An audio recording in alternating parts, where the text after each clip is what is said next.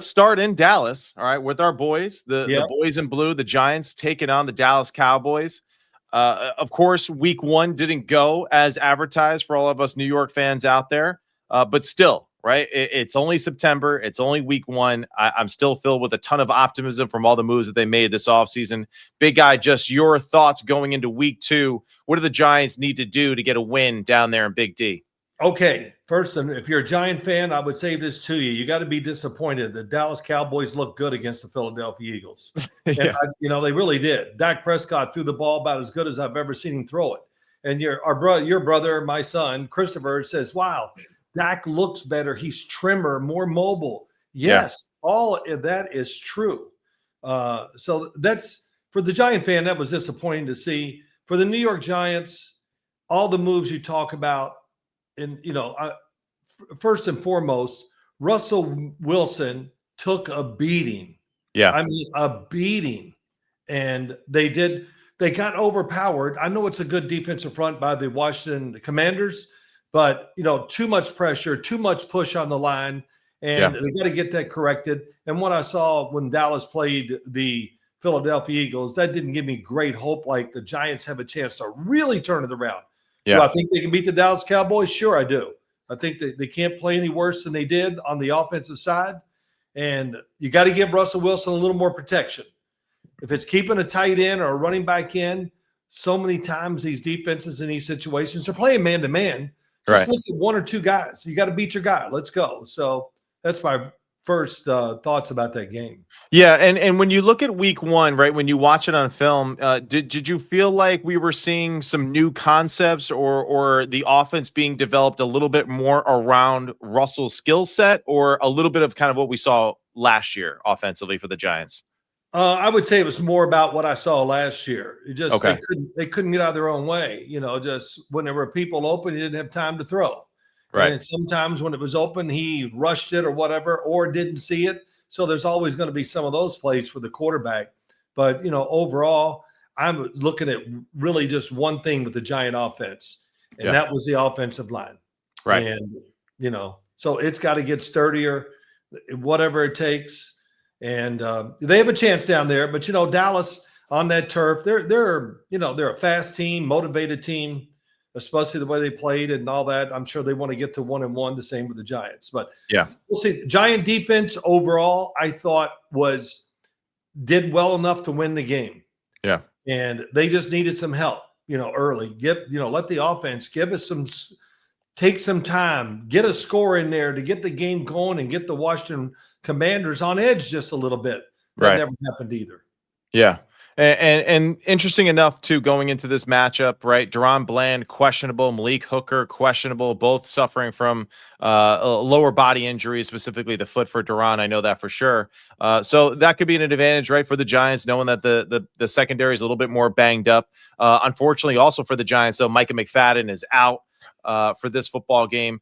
Wan'Dale Robinson right now is questionable. I think he did practice today, but still. Here's the season, and now it's going to be that battle of attrition, right? Of who could stay healthy and who could stay sharp as the season progresses. I'm with you with 100% as far as the defense. I think that they showed some good signs. There was definitely some flashes, and hopefully they can match up well with what Dallas is trying to do offensively. I do like the fact, though, Schottenheimer, just the offense does look sharper. It looks better. It looks built for Dak. He looked very comfortable going through his reads and progression.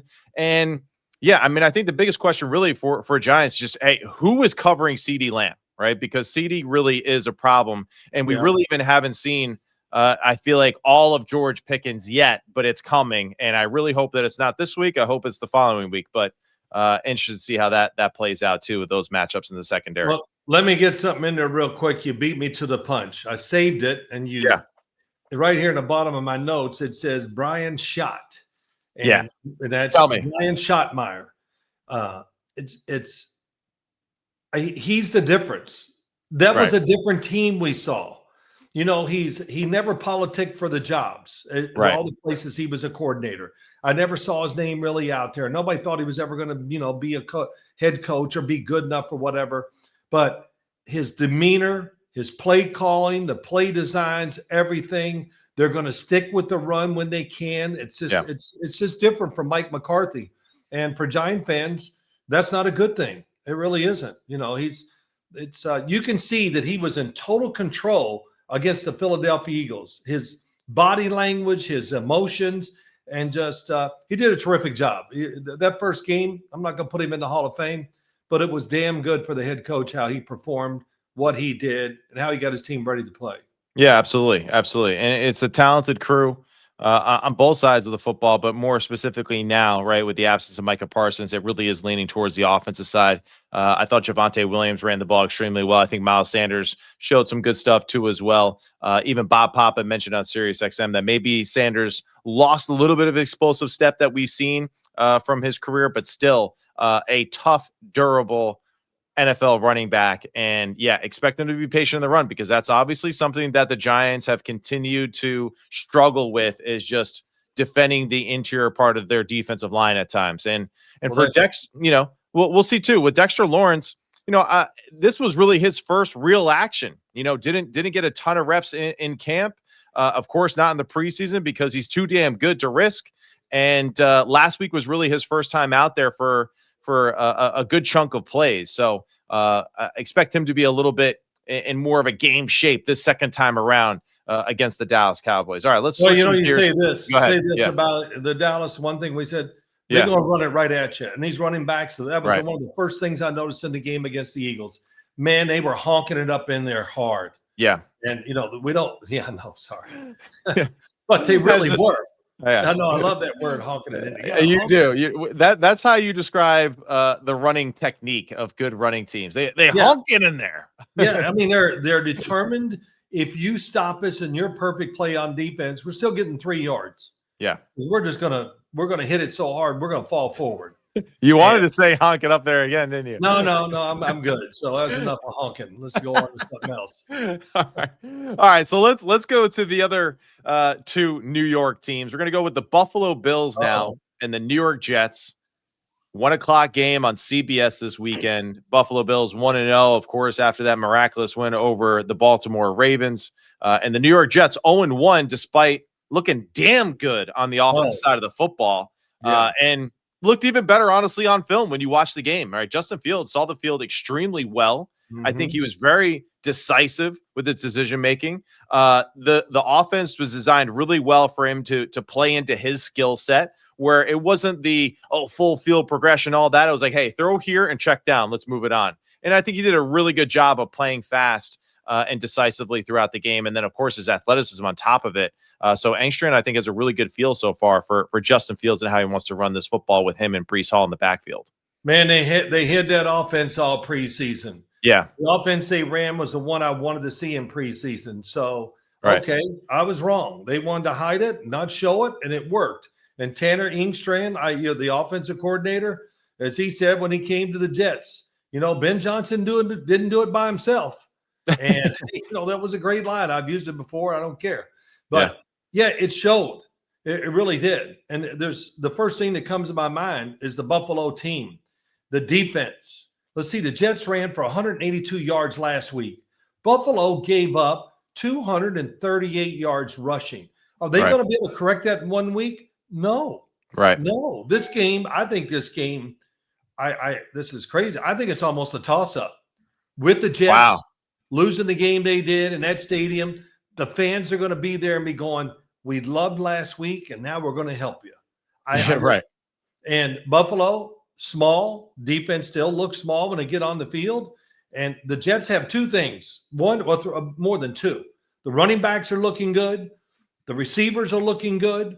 The damn defense rushing the passer is really good. And the O-line, man, come on, that O-line is real too. Yeah. And so the mentality that they've had probably all training camp, off season, and everything, we saw it with their offense and their toughness. And there's no doubt. Buffalo, shoot, everybody wants a piece of Buffalo. The Jets, especially since they're in the same division. It's going to be a really interesting game. We'll see if Buffalo has corrected the fact that they couldn't stand in there, even have a chance to stop the Baltimore Ravens run game. I mean, come on, 238 yards and the NFL rushing for it. That's incredible. That is how can you take the Bills and say, boy, they're Super Bowl favorites? You can't. Yeah. Mainly just for that reason alone. So Yeah. what do you think? No, it's a great point, and I think to double down on what you're saying, I mean, there's Armand Membo, the new right tackle for the New York Jets, and I'm telling you, I don't want to say the word dominate TJ Watt, but man, he was really impressive and didn't give up any sacks. I don't think he gave up a pressure in the football game either, and they're just athletic across the front. I mean, him, Fashanu, and just the way that they look, their athleticism, their ability to get to the second level. They're big, they're strong, they're athletic in the front. And that's really impressive. And yeah, I think that's a really bad combination to what you're saying, what we saw from the Buffalo Bills. Now, hey, the Ravens are one of the bigger football teams, I feel like, in the NFL every single year. But you're right. There was a big size discrepancy between the two football teams. And yeah, it just seems like Buffalo lacks that size, especially on the defensive front, to really just be physical at times.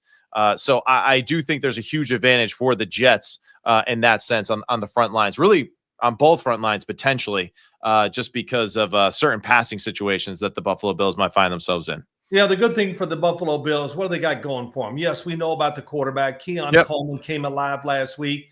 That was great. Yeah, it was great. They got 2 tight ends that I think should be a factor every single week in the game planning and production of the game. Joshua Palmer looked good too, right? In his new home, he made an impact as well. They all look good for many reasons. One, they kind of got the Baltimore defense on the run. That's one thing. But Buffalo, the one thing they do really, really well, they can pass protect. And the pass protection, plus you worry about the quarterback running, that stifles a lot of stuff as far as the pass rush is concerned. Mm-hmm. So that's their big strong point as I watch them play. And like I said, the receiver, Keon Coleman coming through, man, if he could turn into the guy that you have to look for every single week, that's just great for the Buffalo Bills. Can he be that guy? It was a good game by him. But, can we see about 3 or 4 of those in a row to know that he is the guy that they're looking to get the football to? Yeah, and James Cook looked fast. He looked fresh and phenomenal, too, out of the backfield. I think that's one of the things that, of course, it's just I honestly think of him almost as just a more dynamic pass catcher, right, for the Buffalo Bills, this season, or at least I expect him to be that way with just all the things that he can do out of the backfield. Don Kincaid looked good, too. So it was exciting to see him back out there healthy and running around and breaking down some good routes. Big guy, who do you got? Yeah, go ahead. Well, let me say the difference between Baltimore and the Jets. I think the Jets have a better pass rush. Right. And they got better. McDonald, he had a great game last week. Mm-hmm. The Williams brothers, can you imagine 2 brothers getting sacks on the quarterback? I mean, come on. When I was looking at it going, I'm watching the game, I go, that is crazy. It is awesome. Do that. But yeah, this is going to be, and of course, the other thing is, I'm anxious to see Justin Fields again. I'm going to see another game. Yeah. Can we see the same thing plus, in other words, a little different variety of what they're trying to do? Right. And you said it right early. The game plan for the quarterback was awesome. And when they were open, he hit them. And they didn't ask him to, throw a bunch of checkdowns. Right. They're like hammer. Man, he made some hammer throws, didn't he? He got back. He thought it was Nolan Ryan. Just let me get back in. Threw it as hard as he could throw it. Well, yeah. Tell me more about that, though, because you said that's really the way that he needs to play and wants to play as far as his throwing motion goes. That's who he is. I mean, he's a fireballer. He can't throw change-ups. That's a good way to say it. He's a power pitcher. And his change-up sometimes when he tries to change and soften the throw, that's when he loses control. Yeah. And I heard somebody say that he wore gloves the whole game. I'm pretty sure he did. And I kept looking at it, and I realized once when I said, oh, he took the gloves off. Yeah, I'm pretty sure he did. Yeah. Yeah. He threw great spirals, but his throwing, to me, most quarterbacks in the league are going to beat you to death 15 yards and under. Mm-hmm. He's going to beat you to death. I'm not even going to say 15. I'm going to go to 20.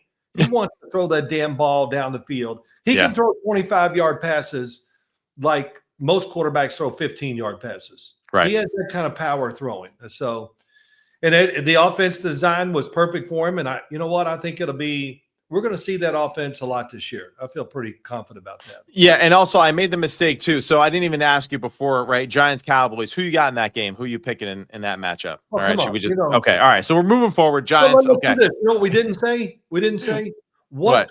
people have asked me everywhere I go. What do you think about the Giants? Who is Russell Wilson? I said, look, I would be shocked if we don't down in Dallas see Jaxson Dart come in the game somewhere, no matter what it might be, to hand the ball off just to have the defense think. Or I would think it's handed off or throw a screen.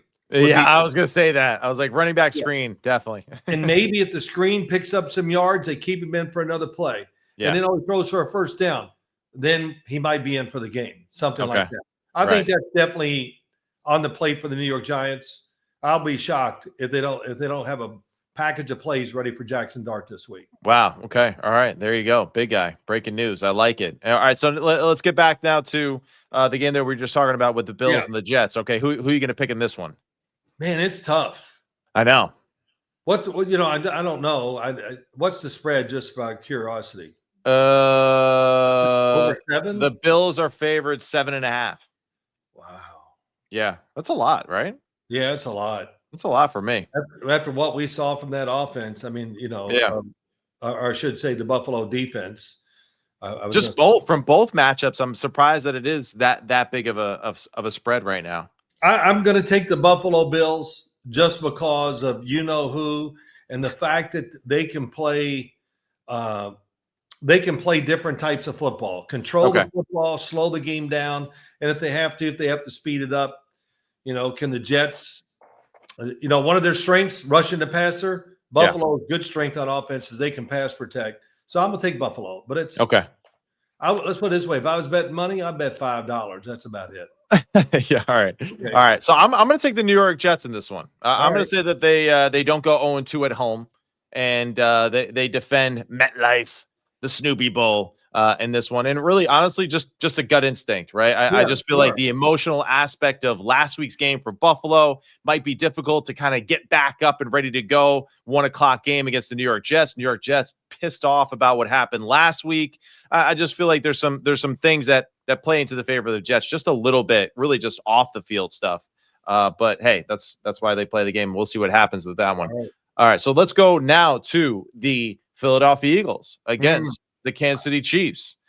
Really excited to see this matchup. Really pumped about it. I mean, just for a lot of reasons.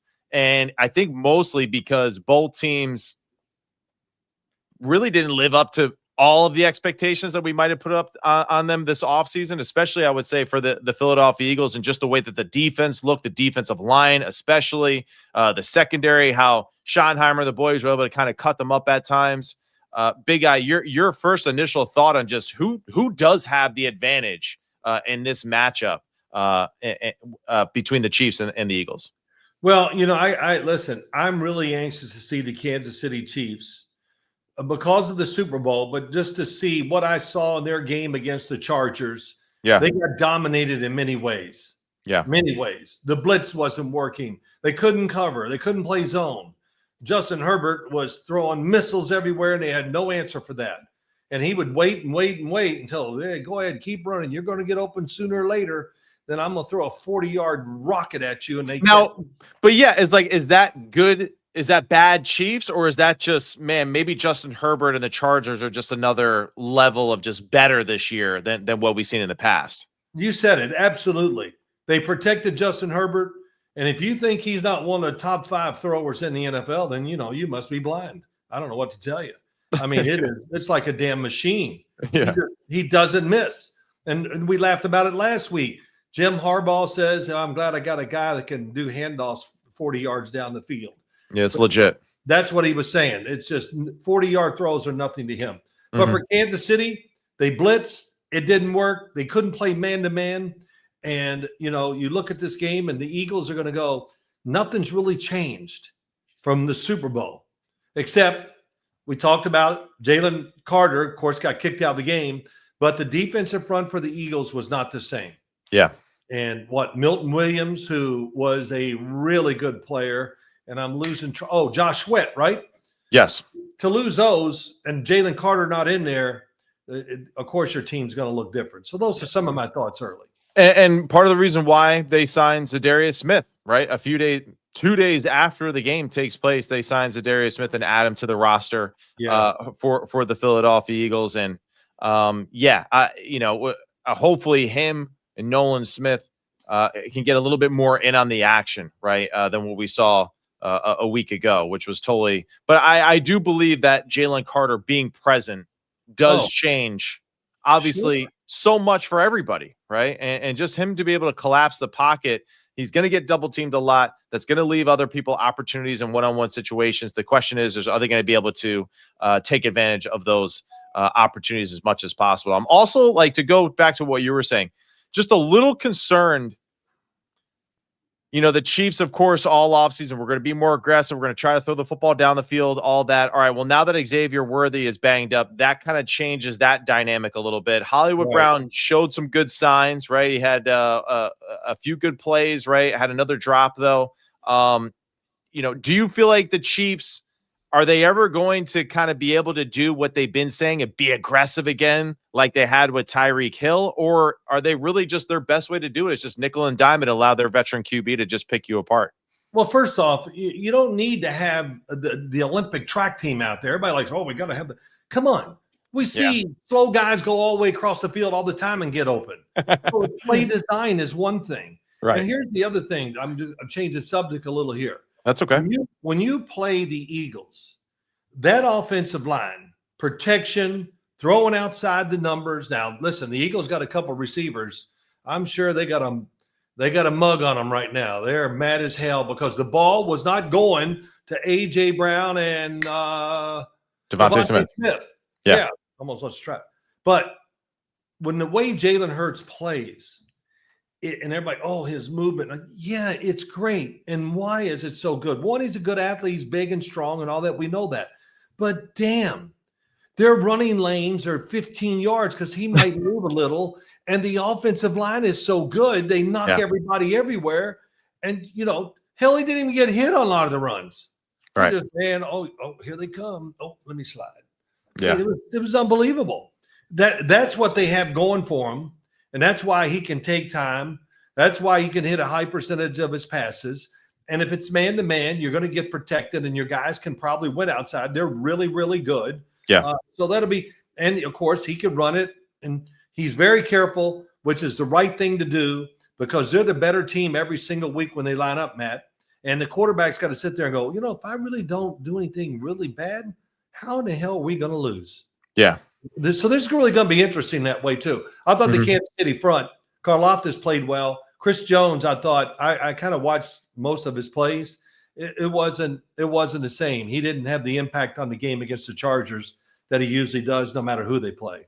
Yeah, and I wonder, because I agree with you. I wonder if that's like the same thing that what we saw from Dexter Lawrence, just not enough repetitions right during the preseason, and Absolutely. just difficult to be sharp and be aggressive and to be in great game shape against some of these awesome offensive linemen that they're playing against. And it's not going to get any easier, right? Because this is one of the best offensive lines in the league. Landon Dickerson is questionable at the moment, but still, when you got Jordan Mailata and Lane Johnson on the outside, I mean, you're talking about just Hall of Fame type tackles, right? And I think that, like you said, the Jalen Hurts offensive line combination. Oh yeah, and I forgot that other guy, Saquon Barkley in the backfield. Yeah. That's the best 1-2-3 punch you can imagine in all of football. My one thing that I would say, maybe my one knock on the Eagles, right, last week would be just the offense seemed really, really vanilla, right? So Kevin Patullo trying to figure out what is his style as a play caller, right? And how to manage the game alongside Jalen Hurts from this angle now of being the OC. I think he did a really good job in week 1, right? He didn't take any unnecessary risks. He didn't put his quarterback in a tough situation. But I also wonder now, too, you got Spags coming into town. You got to do a little bit different stuff, or at least be prepared for all-out pressure and these things and have those things at your disposal. So I'm very curious to see how he does week 2 as the OC against, one of the better defensive play callers in the NFL after a subpar week 1 for the Chiefs. Yeah, Matt, the Eagles don't have to try to be anything but who they are. Right. I mean, can you beat them? And you're right. The offense is very simple, but then it's complicated because of the talent. Right. It really is. I mean, they lose a great center. It didn't matter. Cam Jurgens comes in there. Hell, I'm been taught by the big bearded one. I'll get it done. And I mean, how about that? They set him for 2 years, I think. Yeah. And he just got groomed. And Right. here we are with another leader at the right spot. Nothing like you having a good center, talent-wise, who's a leader of men too. Because he can yell at the other lineman in case something's going wrong. The quarterback doesn't have to. That's a good thing. So, it really is. Yeah, I know. For whatever reason, it sounds like you really understand that concept. Oh, and I had Bart Oates for years. Then I had Brian Williams, and they were both great communicators. And I would yell at them. And Bart Oates would always go, "Well, it's not my guy." And I said, "Bart, I don't care. Fix it. That's your job." Okay, you're right. Well, Bart was too focused on putting fish into your car, he did some of that too. So that was his way of getting even because I yelled at him too much. But that's right. That's okay. This Eagle, I got to tell you, I get excited about too many games. But this Eagle Kansas City game, it's in Kansas City, right? I believe so. Yes, sir. Yeah, I thought so. The way you said it earlier, I was like, oh, maybe I'm wrong. But yeah, yes, sir. The fact that they lost the Super Bowl, the fact that Kansas City played badly. I mean, you talking about if you are not the more emotional, high-flying team in this contest, then it's going to be a long, bad year then. But I think they'll be ready. Who you like? All right. So in that one, man, I'm going to go with the Chiefs. I'm going to go with the Chiefs. I'm going to get the Chiefs. Little revenge game. And yeah, just the bounce back game, really. That's what I'm going for. Right. It went so poorly the week before. I don't think they're going to get physically overwhelmed on both sides of the football the way that they did against the Chargers. I still think it's possible that the Eagles' offensive line dominates to some degree, but I would just be shocked that the Eagles' defensive line just completely destroys the Chiefs, especially from what happened last year. I would think the Kansas City Chiefs need to take the emotion of the game and they need to make it work right away. Yeah. The game, if it settles in the game, which they always do, and if it's tied or if some reason if Philadelphia's ahead, then look out. I like the Eagles. I think the Eagles know that they didn't play that special last week. Yeah. They know that Kansas City's got all this and they hate us. Well, we hate back. Yeah, right. The Eagles are great at that, especially the damn head coach. I mean, man, he's got red ass all the time. It's great. Yeah, he's a professor in that department. There's no doubt about it. Yeah. I think it's one of the reasons why I like him so much. I agree. He's got a way about him that is made for, even for today's modern football. Oh my gosh, because you can't yell at the guy, but whatever. Yeah, I'm a kind of a secretly a fan of Nick Sirianni. So I got you. I you know what? And we'll leave it at that. All right. Yeah, we don't want to. I know. I'm Giant fans. Relax. It's okay. Yeah. We don't want to disappoint too many blue hearts out there, but I hate them now. They play the Giants now. Come on, I can rev it up. And got a lot to speak about, but just a game. Were the Eagles, when you were playing, your least favorite football team? Oh, by far. It wasn't even a second. They were first, second, third, fourth, and fifth. All right, good. I love it. Yeah, it was brutal. Oh, man. Buddy Ryan. I'd run my buddy Ryan and cuss him out, and he'd just laugh. Oh, he loved it. But he must have loved it, considering that he wanted you to come with him to Arizona to be a Cardinal, right? When he was a head coach there? Yeah, I got the call. Yeah, they wanted me to come out. And he says, if you come, we'll let you call the plays. And I go, wow, really? Yeah, I love it. Well, hey, get ready, Arizona. We're going to run four seam a lot. Oh, yeah, that's right. All right, let's rock and roll. What's next? All right, here we go. So now we're going to go to the Chicago Bears versus the Detroit Lions. 1 o'clock game on Fox in Detroit. Big guy. Oh, man. We were expecting some fireworks for the Chicago Bears and for the Detroit Lions week 1, or at least some of us were, and it didn't work out that way. It was a struggle. No. So what do you think? Who gets the bounce back game in this division rivalry? Oh, I'm going to say the Detroit Lions will, just because it's home. And, they've had such great success and expect success. And, the coordinator's got a lot on their plates right now, too, because people are going, well, look, we don't have those guys anymore. So Johnny Morton on offense and Kelvin Shepard almost. Yes, sir. The LSU man himself. Yeah. So they're going to have some special things cooked up. And Jared Goff, come on. He's put together a lot of good years. They'll have a game plan with the Chicago Bears that gives them a chance to have success. I like Detroit in the game. And the other thing, the Chicago Bears, I'm going to say this, and I thought this during the game the other night.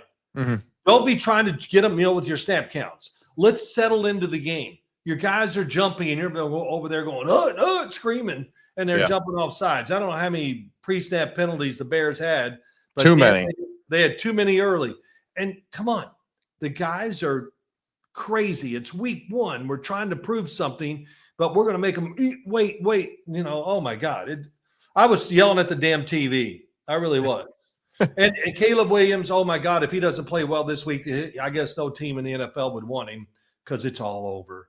Oh, it's a disaster. Caleb, oh my God, relax. I watched the damn game. Yeah. He made some really good throws. His scrambles are unbelievable. Let's give it time. The defense was allowed to stop the Minnesota Vikings, okay? They were allowed to. There's a rule. You can play defense and stop them. So, and it's amazing. J.J. McCarthy really does nothing. I watched that game close. Yeah, it was a really, really good fourth quarter, but the same thing for him. He's just trying to get a great feel for the game. And, young quarterback in that situation, man, Matt, it's just hard to get – you got to get enough plays in you to where you just can settle down and be who you really are. Right. And at times we saw both of them do that. We talked about Caleb's throwing, and I just said he throws it. He's kind of got Justin Fields in a way in him. Everything's got to be a rocket, it seems like. When it doesn't, look him off, turn and throw it and have some rhythm to it, and you had some good descriptions of it about we know why. When he misses, it's almost always high, which is the worst thing that can ever happen in football, no matter where you throw it. If it's high, start running because you might have to tackle somebody who intercepts it. So, what are your first thoughts about this game?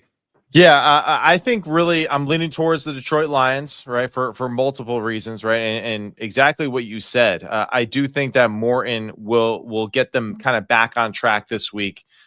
Despite everything that happened, I mean, Jared Goff still statistically, he was 31 to 39. Now, it wasn't impressive. There wasn't anything special, but still saw the field well, made clean decisions, the operation, all that.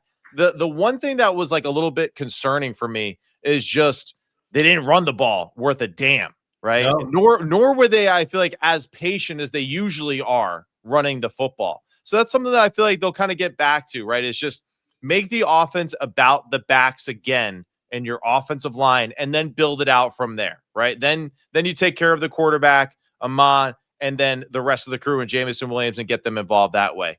So I think that was one difference that I saw early on is that Morton just not quite leaning into that group the same way that Ben Johnson did.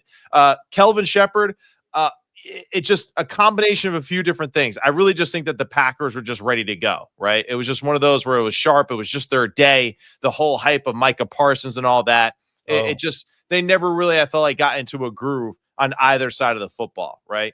I expect them to bounce back this week. I do. All right.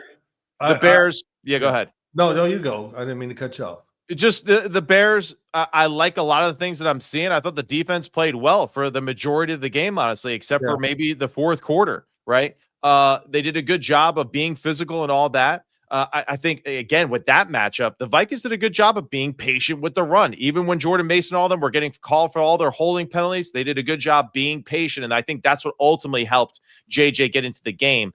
Want to see that same type of mentality, though, right, from Ben Johnson and from the Chicago Bears this week. I want them to be a little bit more helpful to their quarterback by running the football more efficiently. And Caleb, he played okay.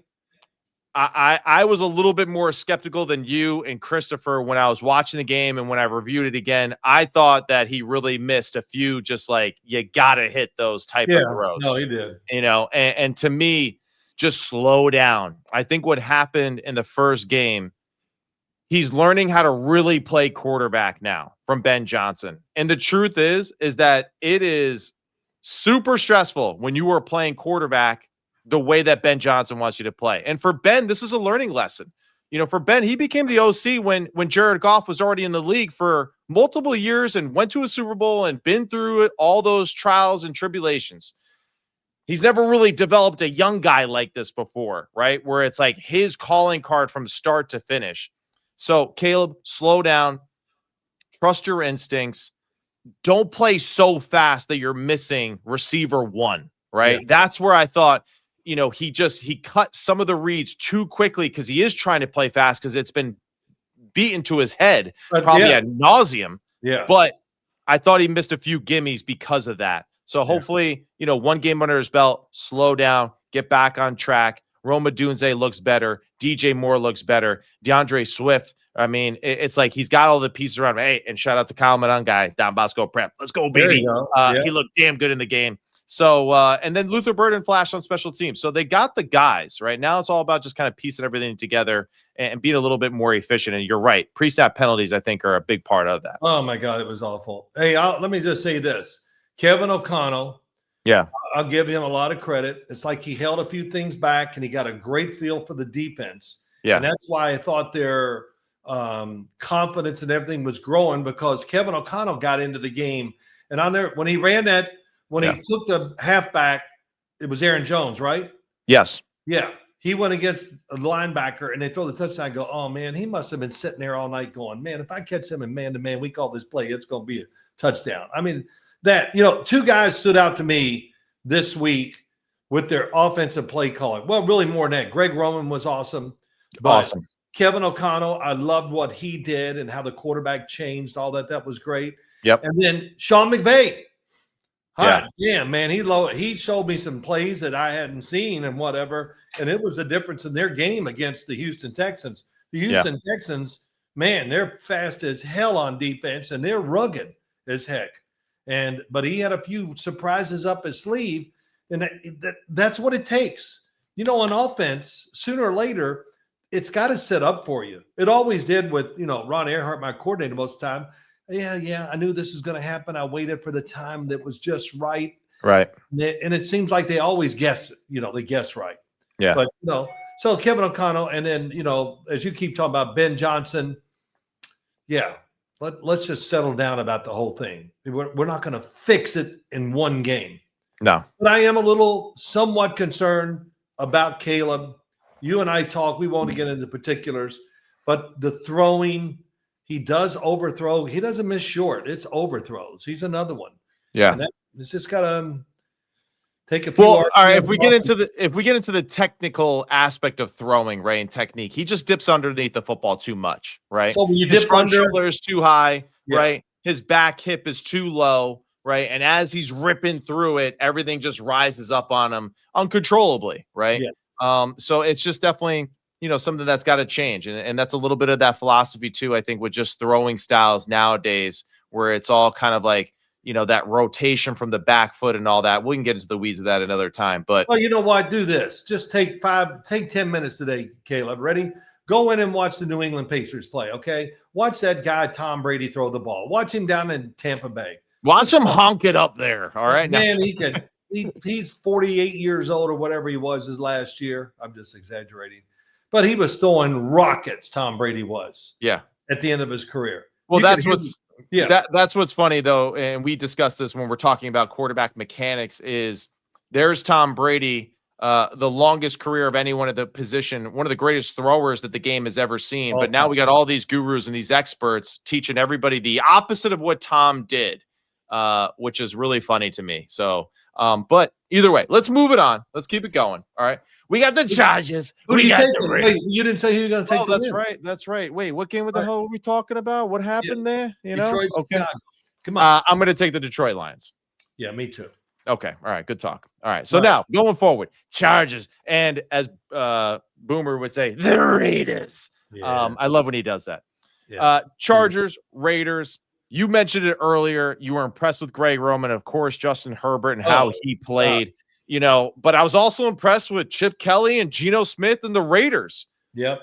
Which team gets the advantage here going into week 2, considering both teams look damn good in their week 1 matchups? Chargers. Damn, just like that, huh? Just like that. A couple things. Well, we got the they talk about who they used to say was the jugs machine. Who was that? I should know that. Was it Dan Marino? No, somebody. Well, that's Justin Herbert. It's like load clock, fire it. I mean, his motion, he's got a great motion too. He really does. Yeah. But his throw, what I said to you earlier in the week, he gets there and let's say the wide receiver or running back, they're running and the defender is really close. Most quarterbacks wouldn't throw it, but he kind of looks at it, got it, and just then lets it go. And there must have been 8 of those in the game. Yeah. Where it's got to be in a window this tight, and he just threw it right through it every time. I mean, he literally did not miss a throw in the game. Yeah. So Greg Roman's got that to work with. The offensive line, and you know what excited me? It didn't have a great game numbers-wise. Omarion Hampton. Wow, is right. 15 for 48. Oh, my gosh. Man, he took a couple up in there. I went, man, they might have the right guy. That's the other thing in this game too, right, Matt? Yeah. We got Omarion Hampton and Ashton Genty for the Raiders.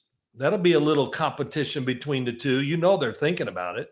They have to be thinking about it. Yeah. And just judging from week 1, Omarion Hampton, it was really impressive. Ashton Genty, still haven't really seen him get going. He honestly just hasn't looked as fast on the NFL field when I've seen it. But Omarion Hampton, man, he is a sledgehammer the way that he runs. And it's really interesting. He's one of these guys, we always discuss this, right? From college to pros, he looks more yoked on the NFL field than he did in college, right? Which I think is really impressive. His legs, man, he's got legs almost. They're not Earl Campbell's legs, but they're not too far off. Yeah, I mean, it's not Saquon, but it's close. No, it's right. Close. It's very close. But overall, this is a really interesting matchup. There's no doubt, all right, that the Harbaugh effect has taken place in LA, right? And you could see that year 2. It's a totally different team. It really is. It's night and day, honestly, with the speed that they're playing and just I feel like their identity and how they go about their work. Pete Carroll, man, he absolutely pressed the fast forward button for this Raiders team too, because week 1, I'm just so impressed with just how physical they played. Having Kuntz back is so important. Max Crosby, it's just so impressive how he's able to change the identity and just the way that the team feels about themselves, right? Which I think is so impressive. Jermaine Pratt played well. Devin White was all over the place too. So they got a great mix of guys that have like kind of been there, done that, and guys that are kind of on their way up. And really impressive by both teams week 1. But who do you give your advantage to? Who are you going to pick here in this matchup? Well, I thought the other guy that we have mentioned is Geno Smith, and please. Yeah. Pete Carroll, man, he got there and he didn't waste too much time. We got to bring him in. So that tells you what he thought of him and all that. I thought he threw the ball really well. Geno, man, he's just a different person, man. He in these last years, and it's almost like the Matt Stafford talk. Well, now people are finally seeing, it's Geno Smith's really good. Well, how many years did he have to damn do it before you could say it? Yeah. I mean, and the same with Matt Stafford, they never do anything in Detroit. Oh, you're right. He did nothing in Detroit. Every year I picked him for the Super Bowl. I couldn't believe they didn't win it. But I know I'm such a sarcastic jerk, but I'm good at it. Yeah. But here we go. I want to go back to the Chargers and this. I'm not sure that they won't try to be a passing team this year. And what I mean, they're going to throw the ball a lot more than he did last year. Yeah. Last year they were protecting, playing safe. They're not doing that now. Greg Roman did it to the Chiefs against them, and I don't think it was like we're just going to surprise the Chiefs. I think they're going to do more of this. And Quentin Johnson, 5 for 79 and 2 touchdowns. I wrote these down. Yeah. Lad McConkey, he's a pain in the rear end, 6 for 74 yards. And how about Keenan Allen coming back? I mean, come on, 7 for 68 and a touchdown. He's just always meant to be a Charger. That's really what it comes down to. And he's with the right quarterback. That's right. That's the thing. Some of these receivers, when they're this age and that body type, they need somebody to throw rifles at them or rockets, whatever you want to say. And he's at the right guy. If he just gets leverage, boom, catch it. He's going to win. Yeah. Yeah, he's going to win it. So really exciting. Man, that's another game. I can't wait to watch this one. Who are you going to pick? Who are you going with? Gosh, dang. It's in Las Vegas, right? Yeah. So I like their home field advantage. That's why I'm taking the Chargers. Just tried to fool you. No, I hear you. I'm gonna take the Chargers. They're in their second year of this. This is the first year for the Raiders. I just think the Chargers know how to handle it, and they're going to do. Right now, I think they're a little bit better football team than the Raiders. Yeah, I hear you. I know why you feel that way too, and you can kind of see it too. And there's one other player too I want to just shout out here for the Las Vegas Raiders that I thought was really Polamalu was great in the football game, but also too Jacoby Myers and Dante Thornton Jr. Really impressive, really look good, fit into the offense well. Jacoby Myers is a damn good football player that just. Man, he's just one of those guys. Like, he's not in that class, but man, is he just solid as hell across the board. And was really impressed just by the way that he looked. And Dante Thornton Jr., right? Former Tennessee Vol, looking damn good out there in black. And Geno Smith, of course, just with his ability, very similar to Justin Herbert. So that's why I'm excited for this game too. This could be just like an old school, just, hey, who could throw it harder and further more, right, in this matchup. But I'm with you. I'm also going to go with the Chargers bandwagon on this one for the exact same reason that you said. Just second time around, I feel like the whole team felt differently about themselves. I think beating the Chiefs the way that they did also kind of uplifts them to another degree of just like, it's time. We can do this. And you're right. Quentin Johnson, just looked really good. Really good. So he looked, his body language was like, I'm the man. That's right. That was one of they must have been in their second drive. And I went, or early in the game, I went, oh my God, he really thinks he's really good. Yeah. I mean, I don't mean that to be smart either. But he's playing confident football and he feels good about who he is and the team that he's on. And, that's empowering. That's a good thing for a young football player. Yeah, it was awesome. It's fun to. It's amazing. It's so many things you like about this job and what we do. But I love watching games where I see people finally putting it together. You feel great for them because while you're putting it together, everybody's out there kicking your ass. Another guy. He's not fast enough. Right. Yeah. Can we give him at least a second game in his career before we start killing him? When you made that thing, Wandale for the Giants, they kind of have that guy too. And, I just kind of hope that the Giants go back to their game. Just get those receivers, give them some confidence, some catches in the game against the Cowboys. Yeah. They can be somewhat different than what we saw last week. So I don't know why I threw that in there, but I did. Yeah, that's okay. And hey, let's end with one more thing too. All right, Giants fans. Hey, okay. Was it the quarterback? Okay. Yeah, I know. I just had to. It's just too easy, big guy. I mean, because now all of a sudden, like, maybe your offensive line isn't very good. It's like, yeah, okay. I mean, what? But either way, that's football for you, fans. Yeah, it's a tough ass sport and it's fun as hell. And that's really the most important part or most fun part about it. Really, is just the challenges that you face each and every day. Two things. Okay, what was the standings from last week? Our picks. Oh, that's a good question. I didn't even check, big guy. I got to do a better job of that. I think you got hammered. I did, yeah, probably. Yeah, you got hammered. I'm fortunate enough too that I'm on, another show too, so I get to mix it up and have fun. All right, but I also have to like tighten up and get some dubs too, because I think I did poorly in the other picks too. Oh yeah, I mean, like I always say, picking games. If you're listening to me and you're betting on it, then I have no sympathy for you. Yeah, I'm sorry. I think I know which team is better and all this, but it can turn a lot of different ways in the NFL.